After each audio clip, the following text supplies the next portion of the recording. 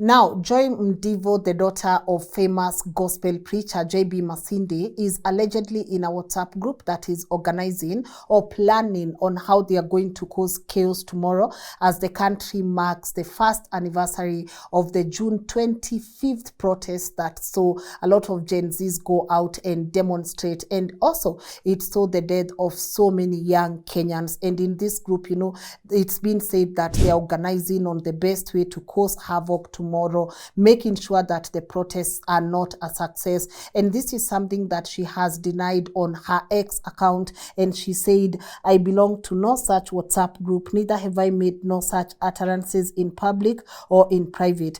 For Standard Kenya to insinuate that I'm planning to kill Kenyans is as untrue as it is defamatory. My lawyers have their instructions." Of course, this tweet has not augured well with majority of people, and some people are daring her to go ahead and take this to court, because for the Standard newspaper to have insinuated something like this, then it means that they have a lot of proof on the same.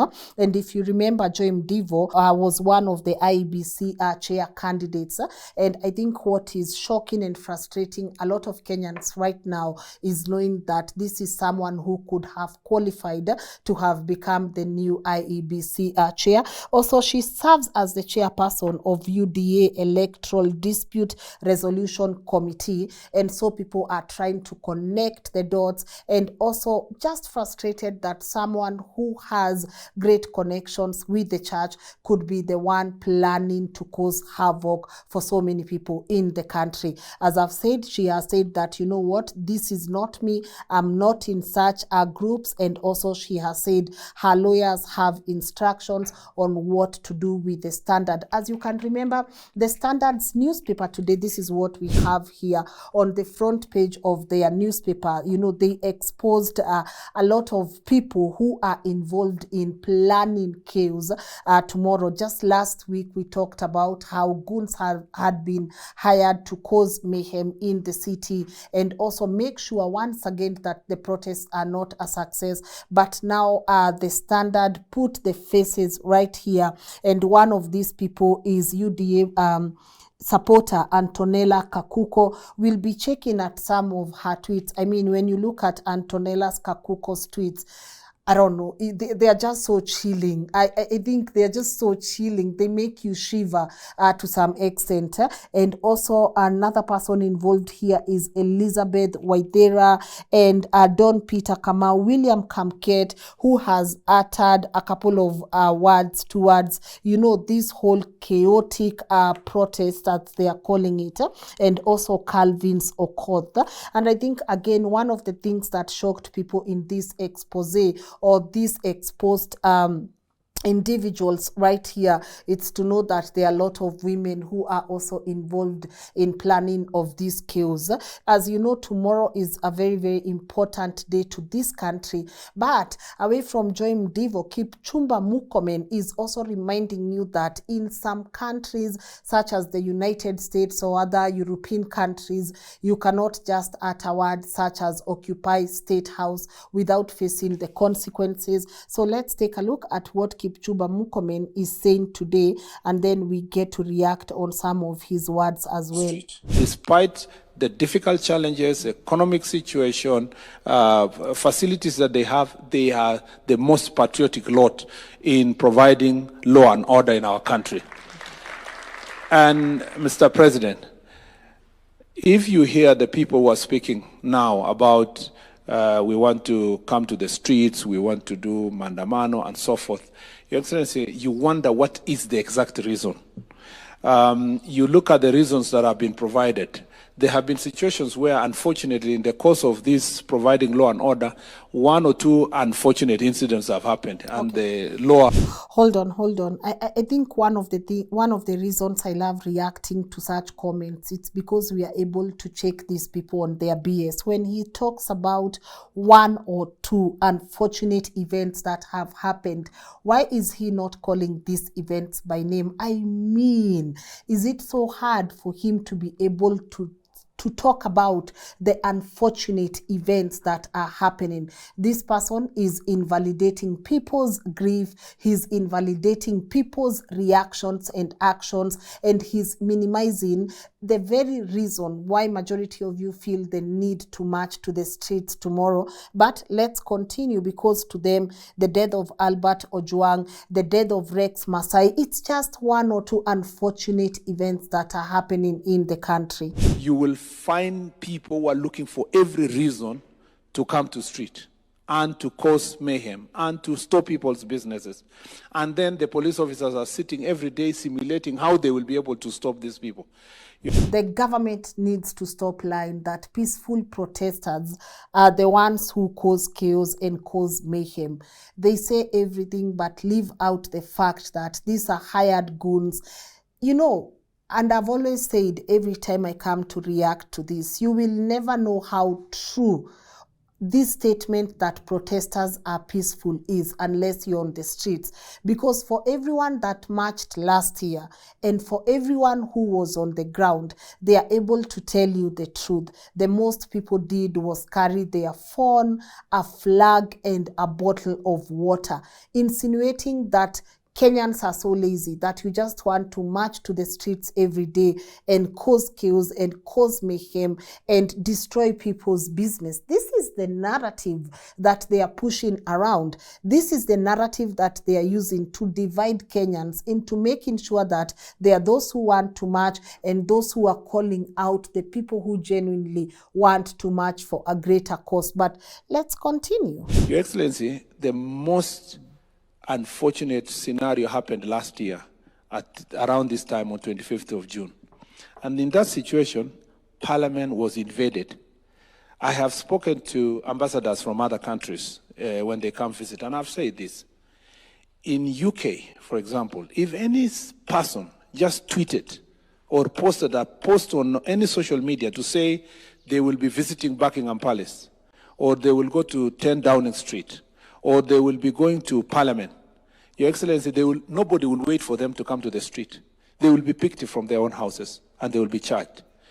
I have lived and studied in the US.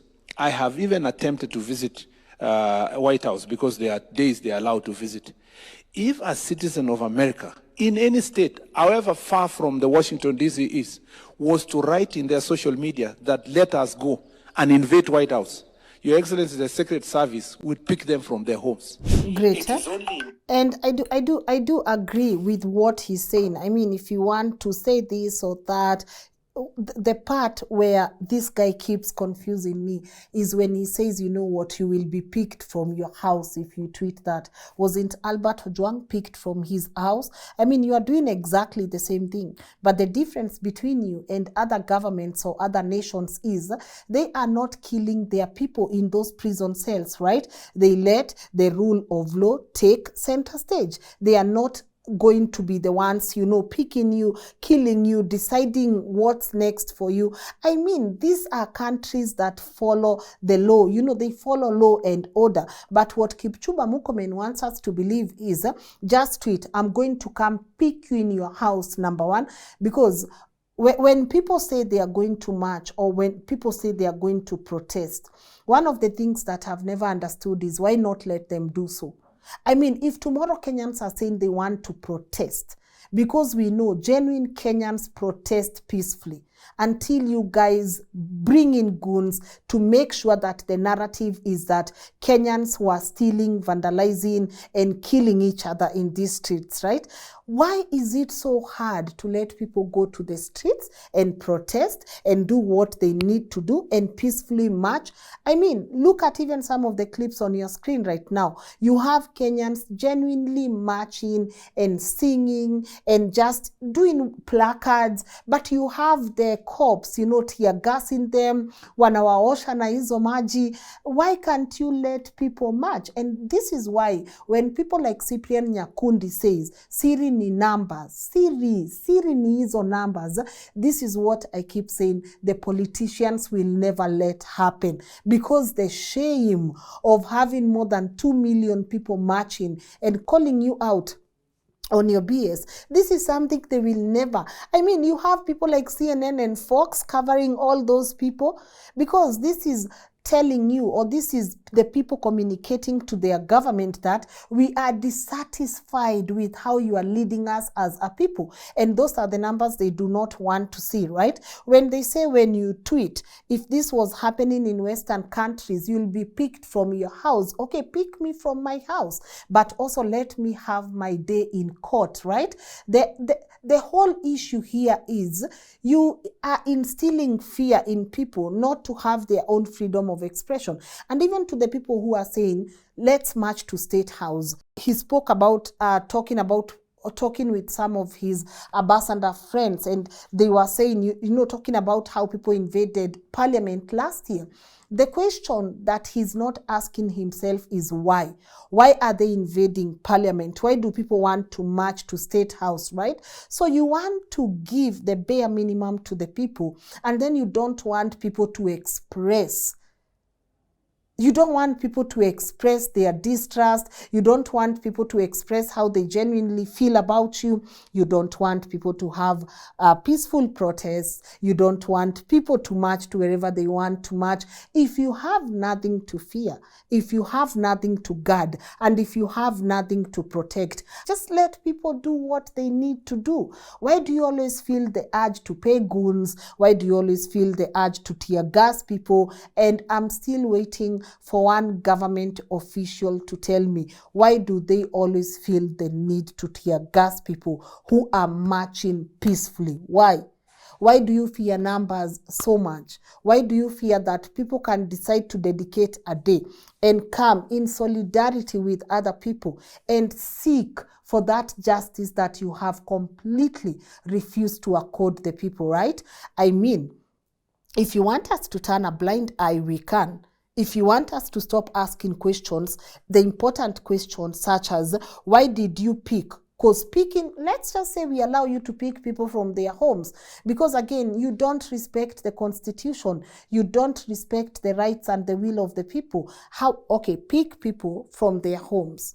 How about you don't kill them?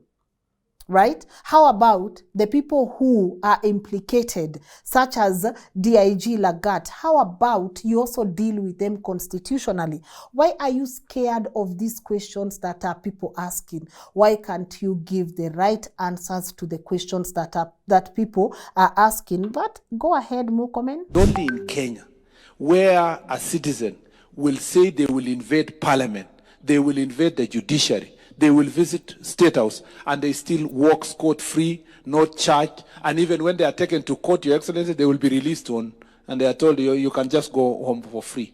Lucky are those who went home for free. Lucky are those who get bail. Lucky are those who get to have their day in court. How about the people who never even get to have their day in court? How about that, You want people to respect institutions so much. You are actually telling people, respect these institutions no matter what evil is going on inside these institutions. So you want to be immune because you are inside institutions that people don't want you representing them in those institutions anymore. You want to be immune, right? I don't know, guys, and I would love to hear your thoughts on this on the comment section, because Kenyans are not as stupid to do things that they know. You know what? We are causing harms. We are vandalizing. We are destroying. No.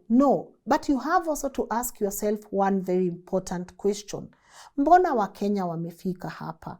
I feel like that's one of the most important questions that people like Murkomen, they need to ask themselves.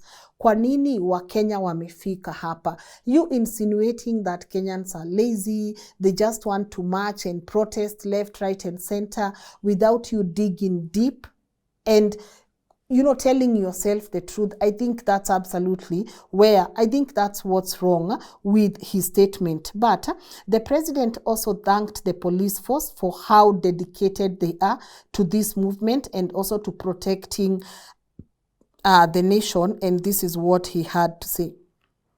To our policemen and women, I want to say that as president, I am very proud of what our security agencies have been able to do to secure our nation, to secure our properties, and to make sure that our families can sleep in peace. Great. And I agree. It is the duty of the police to protect and serve, right?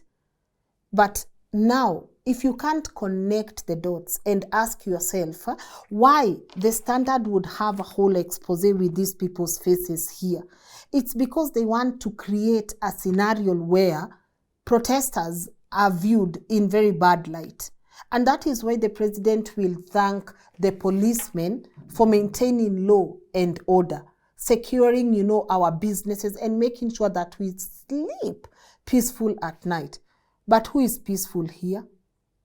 Because I think he's the only person sleeping peaceful at night in this country. I think he's the only person who actually has peace of mind right now. And I feel for the police. I mean, majority of them have been caught up in something and they are like, man, it's just that we can't speak. It's just that we can't say anything, And he's telling them, we thank you guys. You thank them for what? For protecting goons? For opening fire at innocent people who are selling masks? Like, what exactly are you protecting? Are you thanking them for? It's like a middle finger to the people. Yeah, mlikuwa mnataka mimi niongeleshe hawa polisi vibaya, lakini I will thank them for what they are doing to you. You guys, you deserve to be punished. And you deserve to go through what you are going through, right? But let's listen. It is the reason why among my first assignments as president was to look at the terms of service and emoluments of our policemen, of our prisons, NYS, and serving police security officers in that space. We are making steady progress in improving the terms of service of our policemen and women, including all the other security agencies in prison, in NYS, and in the other sectors. And it is also the reason why I have taken the firm position that we must look after our policemen and women as they look after our families and our properties and securing our nation. The more they push this look after our properties, because, this divides the nation so much. When you're in town and you have your business there and they've sold you this narrative that it's the peaceful protesters that are demolishing your business, of course you have a hatred for each other. If I'm here, I'm a business person and Muga is the protester, and someone plants a seed in me that the reason Muga is demonstrating it's because he wants to vandalize my business, I'm going to have a hatred on Muga. Actually, I will stop supporting the same cause he claims to march for. And now it's not going to be me, Muga, against bad governance. It's going to be me against Muga as Kenyans. So you divide people in two parts, the vandalizers and the ones who own businesses. And your statement is to now assure the business community that their businesses will be protected. So even if someone gets killed, you just know this person was killed because we were protecting your business. And you know what that does? It distracts you. You even forget why you are marching in the first place. Munasema, aya sawa, kama hata sisi kawa Kenya hatusikizani, then why do we need these protests? Because it's no longer about one particular cause. You become, you guys, you become divided. And that's what they've done. This narrative of protecting the business and us sleeping peacefully at night. But I always make sure I get to remind people, if it happened to Albert, no matter how much we want to turn a blind eye to this and say we are the lucky ones, we are not. Because tomorrow, it will be one of us, someone we know, someone close, a family member, a child, a father, a parent, right? So this whole narrative of we are protecting your business. Now, Even the business community, everyone who has a business in CBD will tell you, last year, during the first time of Maandamano and the second one, before goons were sent, people were actually saying hi to each other. Hata wenye walikuwa wamefungua mabiashara. No one touched anyone's property, no one. And this narrative of, Kenyans are chaotic, they are stupid, they will vandalize and they will steal and they'll do. This is the narrative that they are selling. And that is why the president can confidently thank the police officers, because he knows, I got you covered. You will be protected. Well, talking about, their interests. Hata polisi pia wanafaa wajiulize maswali. They live like midgets in this country. Some of the places they sleep in. And every time there is someone who wants to serve their own political interests, they always sell you this narrative that we are going to change how you live, your salaries, etc. I mean, wanafaa tu wajiulize maswali. But, when the government cannot listen to its own people, maybe it can listen to the international community. And there's a statement that has been released, a joint statement that has been released by 13 ambassadors in Kenya. And this is what they have to say. I mean, obviously right now, people want to make sure that they're on the right side with the people. And so, definitely, if you ask me, this is long overdue. But let's just listen in, read together what this joint statement says. And it says, June 25th marks 1 year since Kenyans voiced their concern through widespread protest at the 2024 finance bill. We remember those who lost their lives and reaffirm every Kenyan's right to peaceful assembly and to express themselves. I mean, that's what Kenyans have been doing, assembling peacefully and expressing themselves, right? As citizens prepare to mark this anniversary, we call on all to facilitate peaceful demonstrations and to refrain from violence. The use of plain-clothed officers in unmarked vehicles erodes public trust and was ruled unlawfully by the High Court. We urge full compliance with this ruling. Who will comply? We are troubled by the use of hired goons to infiltrate or disrupt peaceful gatherings. Protecting the right to protest is vital to preserving civic space and a cornerstone of Kenya's vibrant democracy. Are we really a democracy? Are we really a democracy? I mean, in other instances, you would think if you want to march peacefully, the police will be right behind you, protecting you and making sure that the protests are peaceful and safeguarding your lives, not killing you in the process, right? But they continue ahead to say, we renew our calls for swift, transparent, and independent investigations into all incidents of violence against peaceful protesters. Transparency and accountability are critical, not only for justice, but for restoring confidence in the institutions meant to serve and protect their citizens.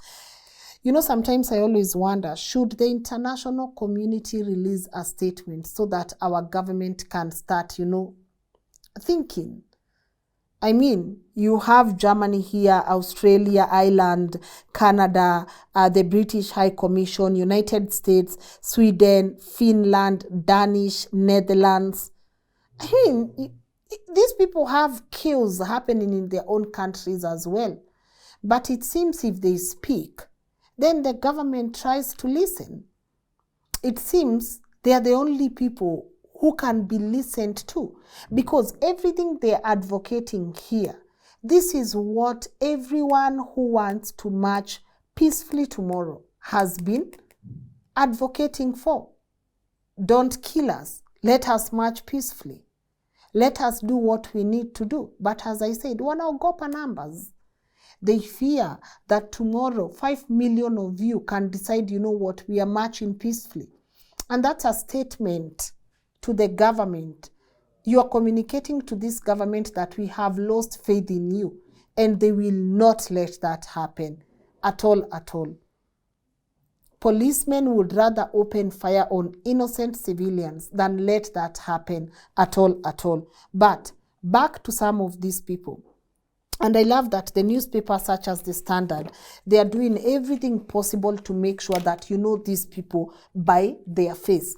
I mean, I gotta say, they've done an amazing job. Every day at the front page of their newspaper, you know, they are very consistent in their message to the public. And I think when the world forgets everything, The Standard will be remembered for how much work they've put in making sure faces such as Antonella Kakuko will be remembered by our children, their generation, and the generation to come. As I said, Antonella has very chilling posts. And one of her posts, she tweets just anything. And she makes sure that you guys, you know, she's tweeting. And she will tweet things such as, let me just read this to you right now. Yeah, she will tweet things such as, marehemu watarajiwa wa Wednesday is Wednesday na occupy State House and other protected areas, laleni salama. Hiyo haraka ya kwenda Sayuni sijui mmetoa wapi, lakini Waswahili husema mtoto akililia wembe mpe. I mean, you have her calling people marehemu and then telling you kililia wembe mpe. What exactly does she mean? And this is someone who tweets about the president left, right, and center. I mean, if you go and check out her recent tweet, and we can do it right now, just check out her recent tweet. She tweets about the president left, right, and center. And this is just her recent tweet right now. She has tweeted about Kipchumba Murkomen, saying that exactly the one that we just listened in. She tweeted the president's speech, the one you guys just listened to. She just tweeted about President William Samoei Ruto hosting a breakfast meeting with FKF Premier League. All her tweets are about the government and what the government's achievements are. And I'm looking at someone like William Ruto, and I'm like, if the people representing you are out here openly calling protesters marehemu, even before they protest, what kind of representation is this? This lady, I don't know. You just take your time and go through her ex-posts. Na mtajionea tu nyinyi wenyewe. And you're like, if these are the people the president want, represent, I mean, definitely he knows he's failing as a person. But as we march forward tomorrow, because I always say, I don't believe silence solves things. There comes a time when the nation must stand, and you must stand in strength and courage. I've seen people asking, the fight was about Albert Ojwang. When did this turn into protests? But this fight is not just about Albert Ojwang. Albert Ojwang is a representation of what has happened in this country in just under 1 year. And this is just the beginning of the division between Kenyans by themselves. This is just the beginning of people throwing stones even at people like me. But if you are going to throw a stone, I think it would also be important to ask the same government, what do you fear? Why are you so scared of numbers? Why can't you let Kenyans march? Wamalize chenye wanafanya, wafanye the next thing yenye wanataka. Why are you so scared of that, you know? Why don't you want people to remember what happened last year? Because tomorrow is not just about Albert Ojwang. It's not just about people remembering that people were shot in parliament or outside parliament. It is about us coming together and deciding, you know what? I know it's been a year full of pain, but you know we are still together. And I think also as citizens, we have to also ask ourselves a very important question. What's next?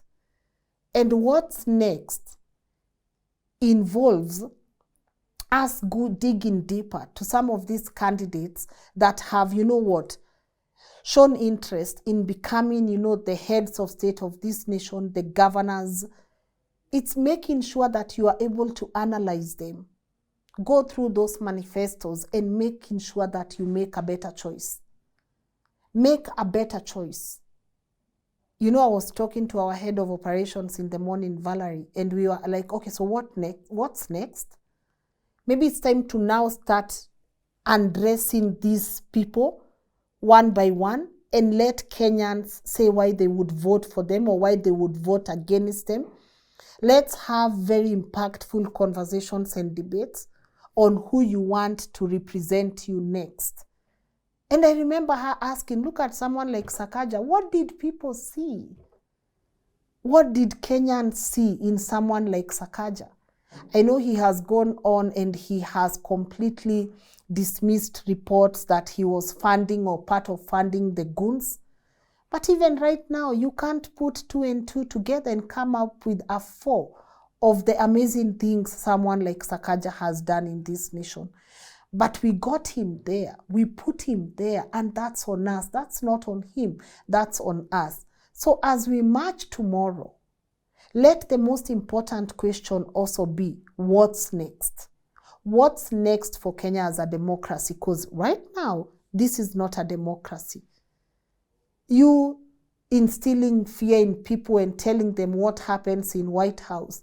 Tell us how many people have been killed in police, in cells, police custody, in that same White House you want to visit so bad. Or maybe go and work in that White House. Because here you are elected by the people and the will of the people shall. You are not elected by Americans or Canadians, you are elected by Kenyans. And as they say, the will of the people must prevail. And the will of the people right now, majority of the people, is they are tired. Even if they can't put a name to the fatigue, you can feel it in the air. They are tired.